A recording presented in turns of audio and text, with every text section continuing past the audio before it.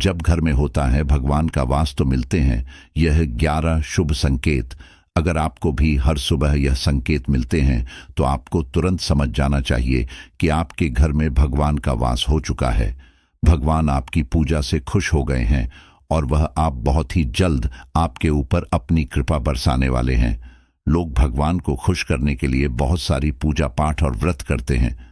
सुबह शाम उनके सामने दीपक जलाते हैं और उनको भोग भी लगाते हैं ताकि भगवान की कृपा उन पर सदा बनी रहे और उन्हें अपने जीवन में किसी भी परेशानी का सामना न करना पड़े। दोस्तों, यह बात तो हम सभी जानते हैं कि पूजा अर्चना करने से भगवान हमसे प्रसन्न होते हैं, लेकिन क्या आप यह जानते हैं कि वह हमें इस बात का संकेत भी देते हैं?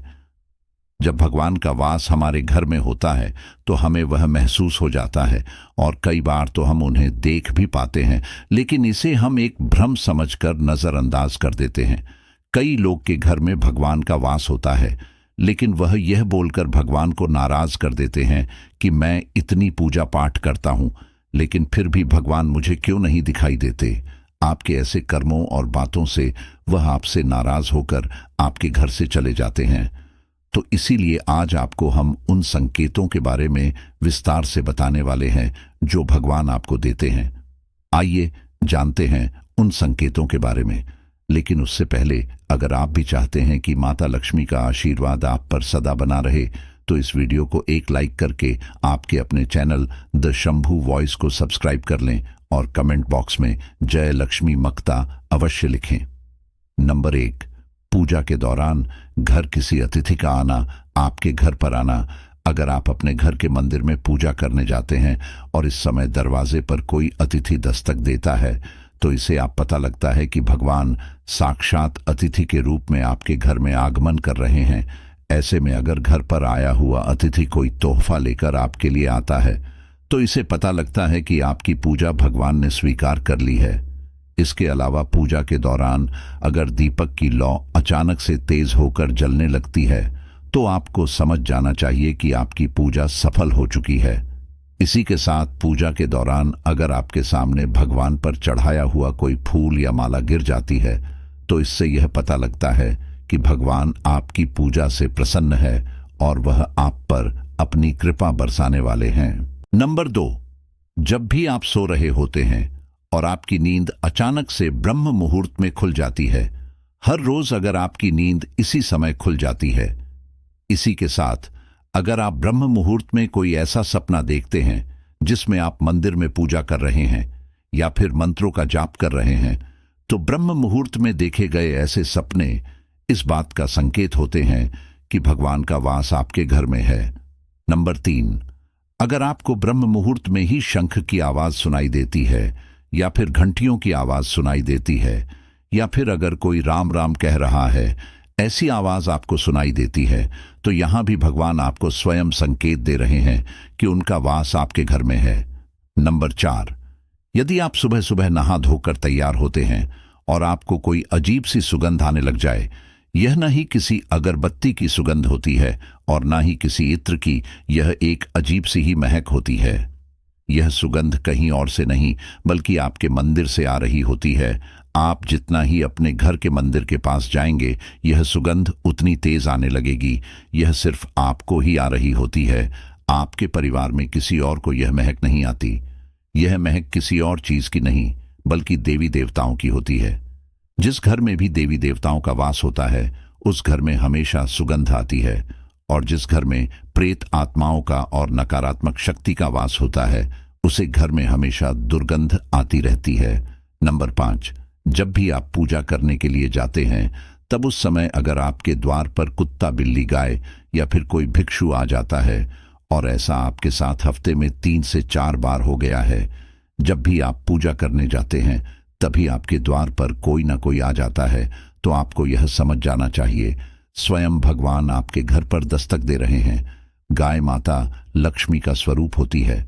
कुत्ता भी भैरव बाबा का प्रतीक माना गया है और कई बार भगवान स्वयं किसी भिक्षु का रूप लेकर आपके घर पर पधारते हैं। ऐसे में आपको कभी भी उनका अपमान करके उन्हें भगाना नहीं चाहिए। उन्हें जलपान अवश्य कराए और अपने समर्थ के अनुसार दान जरूर करे।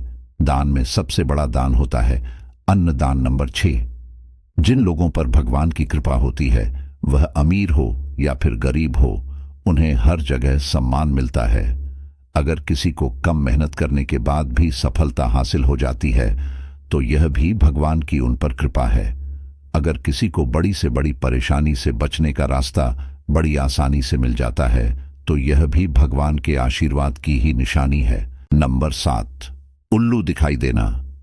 हिंदू धर्म में उल्लू को काफी अहम दर्जा दिया गया है। उल्लू को माता लक्ष्मी का वाहन माना जाता है। अगर आपको आपके घर में सुबह सुबह अचानक से उल्लू दिखाई देता है तो आपको यह समझ जाना चाहिए कि माता लक्ष्मी आपके घर में आगमन कर चुकी हैं। लेकिन इस बात का ध्यान रखें कि अगर आपको उल्लू शाम के समय दिखाई देता है तो यह बिल्कुल भी शुभ संकेत नहीं होता। नंबर 8, धन की देवी माता लक्ष्मी को साफ सफाई बहुत पसंद है। जिन घरों में साफ सफाई होती है, माता लक्ष्मी उसे घर में सदा वास करती हैं। इसके अलावा माता लक्ष्मी को सफाई में इस्तेमाल की जाने वाली झाड़ू भी अति प्रिय है। अगर आप सुबह सुबह कहीं जा रहे होते हैं और आपको कोई घर के बाहर झाड़ू लगाता हुआ दिखाई दे जाता है तो यह बहुत ही शुभ संकेत होता है। इससे आप पता लगता है कि माता लक्ष्मी की कृपा बरसाने वाली है और आप जिस भी कार्य के लिए जा रहे हैं वह कार्य सफलतापूर्वक पूर्ण होगा।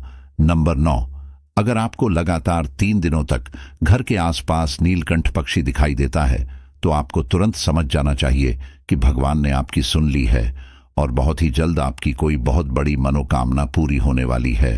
इसी के साथ अगर आपके घर के सामने सफेद गाय आती है और किसी दिन वह अपने बछड़े को दूध पिलाने लग जाती है तो यह भी देवी देवताओं की आप पर कृपा होने का संकेत है। यह बताता है कि आपकी पूजा सफल हो गई है और आपकी जिंदगी अब बदलने वाली है।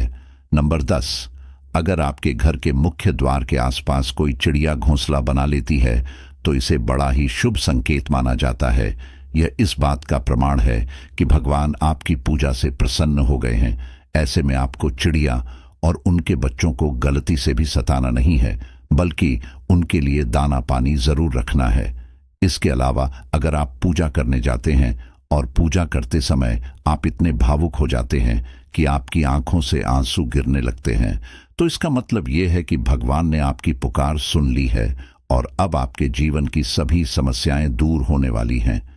नंबर 11, अगर आपको चीज लेने जा रहे हो और अचानक से आपका मन उसे लेने से मना करे और आप उस चीज को लिए बिना ही वापस आ जाए तो इसे यह पता लगता है कि आपके साथ किसी दैवीय शक्ति का आशीर्वाद है और किसी वजह से वह आपको वह चीज लेने से रोक रही है।